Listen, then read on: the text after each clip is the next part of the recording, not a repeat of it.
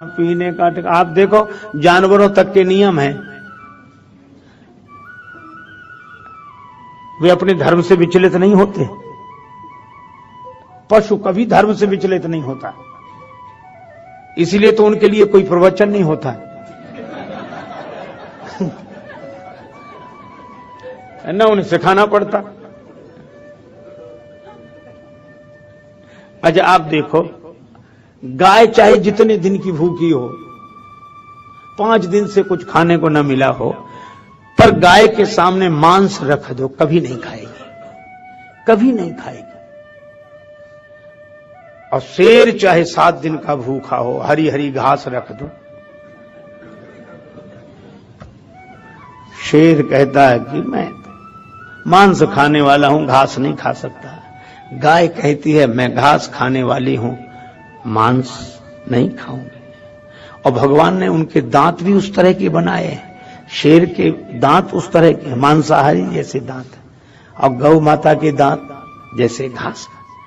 पशु घास खाने वाला पशु, गाय बैल कभी मांस नहीं खाएंगे, मांस खाने वाले पशु कभी घास नहीं खाएंगे। एक आदमी ऐसा है, चाहे जो खिला ले, घास खा जाए, मांस खा जाए, और समझाओ तो आपकी खोपड़ी खा जाए। आप देखो उनके भी धर्म हैं। मैंने कहीं सुना था, एक बार कुत्तों में झगड़ा हो गया, कुत्तों में। एक सज्जन बोले झगड़ा होते ही कुत्तों में है,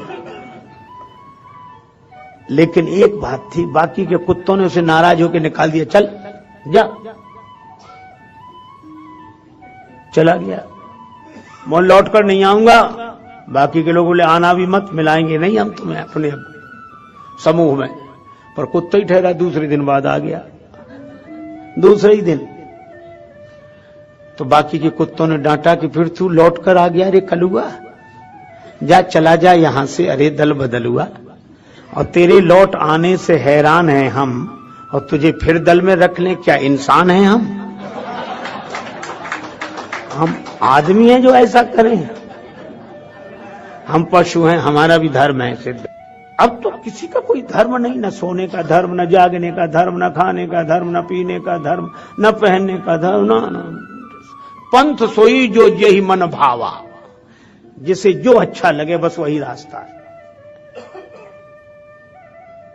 तो भगवान ने कहा कि जब सब मनमुखी हो जाए तो धर्म के अनुसार चलेंगे कैसे? तो भगवान धर्म की स्थापना के लिए आए। हमारा सोना भी भगवान से जुड़े, जागना भी भगवान से जुड़े, भोजन भी भगवान से जुड़े, वस्त्र भी भगवान से, आभूषण भी भगवान से।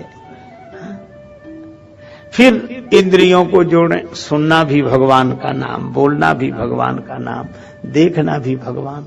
ये धर्ममय जीवन। और भगवान श्री कृष्ण कहते हैं यत् करोसि यदश्नासि यज्जुहोसि ददासि यत् तपस्यसि कौन्तेय तत्कुरुस्व मद अर्पणम। तुम जो करो, जो भोजन ग्रहण करो, यत् करोसि यदश्नासि यज्जुहोसि जो हवन करो, ददासि यत् जो दान करो, जो तप करो, तत्कुरुस्व मद अर्पणम वह सब मुझे अर्पित कर दो, बस जीवन धन्य हो जाए। अच्छा आजकल लोग उसी के बारे में बता रहे हैं जिन्हें खुद उसके बारे में पता नहीं है। देखो एक चीज है ऐसी जो सबसे ज्यादा दी जाती है। अगर कोई पहेली पूछे कि ऐसी कौन सी चीज है जो सबसे ज्यादा दी जाती हो, और ऐसी कौन सी चीज है जो सबसे कम ली जाती हो, तो एक ही उत्तर है, सबसे ज्यादा दी जाती है और सबसे कम ली जाती है, उसको कहते हैं सलाह है। सबसे ज्यादा दी जाती है, जो देखो तो सलाह देने के लिए तैयार है। आपको ऐसा नहीं करना, आपको ऐसे ना, आपको ऐसे नहीं करना। अच्छा वो सुना रहा है, सुनने वाला सुन ही नहीं रहा है। सबसे ज्यादा दी जाती है और सबसे कम ली जाती है। इसलिए भाई राम जी उठ नहीं रहे, और लोग बैठ नहीं रहे हैं। जनक जी ने सोचा कि इनको बिठाया जाए और राम जी को उठाया जाए, और तब उन्होंने युक्ति से ऐसे वचन कहे, भी विरोध में नहीं है, बोध से भरे हैं, लेकिन यही कहा कि कौन वीर है, काहे के वीर हो, वीर होने का प्रमाण देना चाहिए था, धनुष तो हिलता नहीं, वीर हो। अच्छा, नाम रख लेने से कोई वीर हो जाता है? एक आदमी कंधे पे बंदूक लिए खड़ा, कंधे पे बंदूक, और ऐसे कांपे, आगे बढ़े नहीं, बंदूक लिए। एक ने पूछा क्या बात है, तुम्हारा क्या नाम है? सो बोला बहादुर सिंह। और तुम्हारे पिता का नाम? शमशेर सिंह।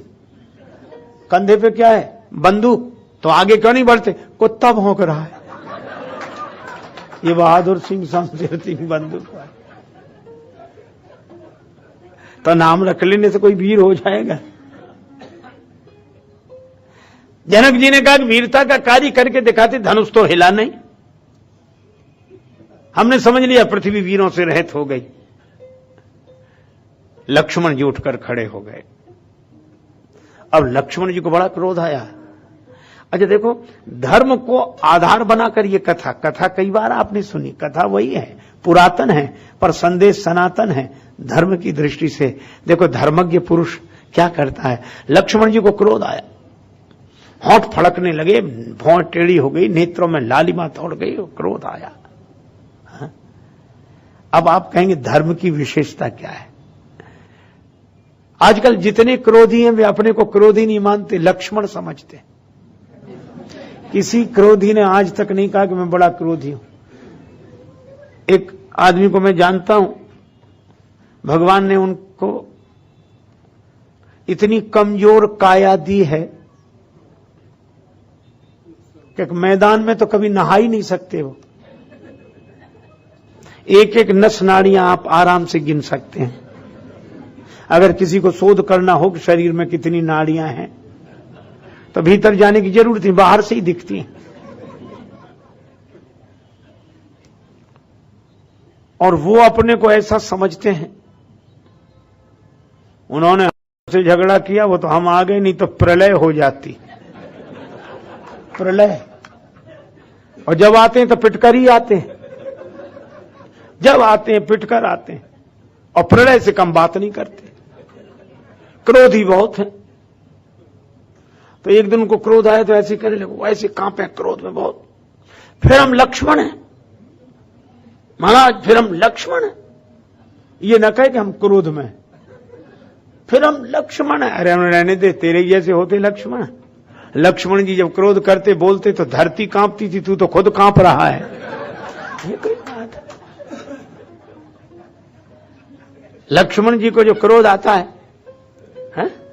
देखो, क्रोध तो आया, लक्ष्मण जी का क्रोध तो दिखा, लेकिन आप ये सोचो, क्रोध में आज तक किसी आदमी ने सही काम किया?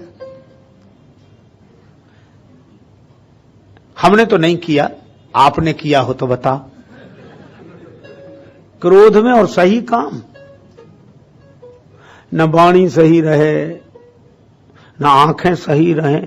किसी को क्रोध आए बस शीशा दिखा दो और कुछ मत करो, देखो कैसा सरकार स्वरूप बना है?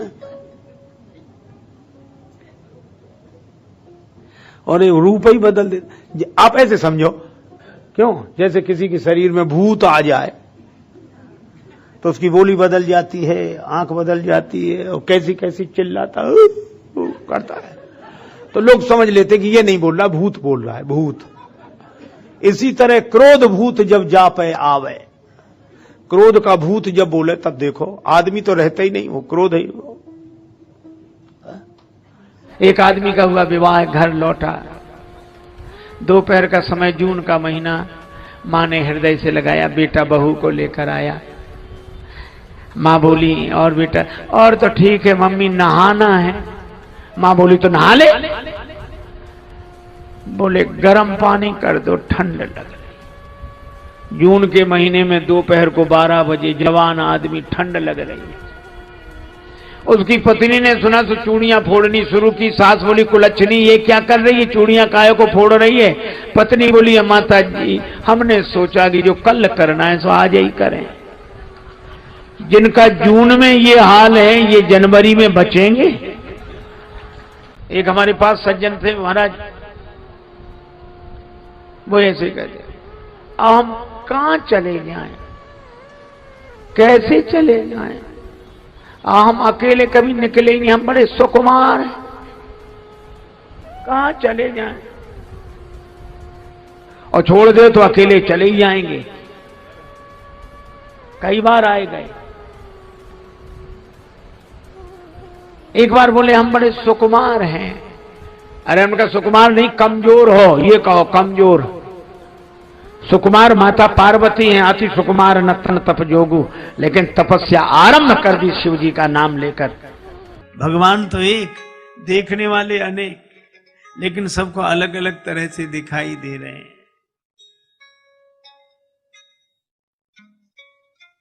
श्री जनक जी और जनक जी के परिवारजन राम जी को देखते हैं तो उन्हें लगता सजन सगे प्रिय लाग ही जैसे। यह हमारे संबंधी है। सहत विदेह बिलोक ही रानी, तो शिशु सम प्रीत न जाए बखानी। भक्त देखते हैं उन्हें इष्ट देव के रूप में दिखाई देते हैं। माताएं देखती हैं तो जन सोहत श्रृंगार धरी मूर्ति परम अनूप, भगवान श्रृंगार के रूप में दिखाई देते हैं। और जो कुटिल हैं, छल करके राजा के वेश में उपस्थित हैं, तिन प्रभु प्रगट काल सम देखा। उन्हें राम जी काल की तरह दिखाई देते हैं। अच्छा आप विचार करो, एक और तो मधुर मूर्ति श्री राम और एक और काल की तरह। मनोवीर रस धरे शरीरा और विदुषण प्रभु विराटमय दिशा।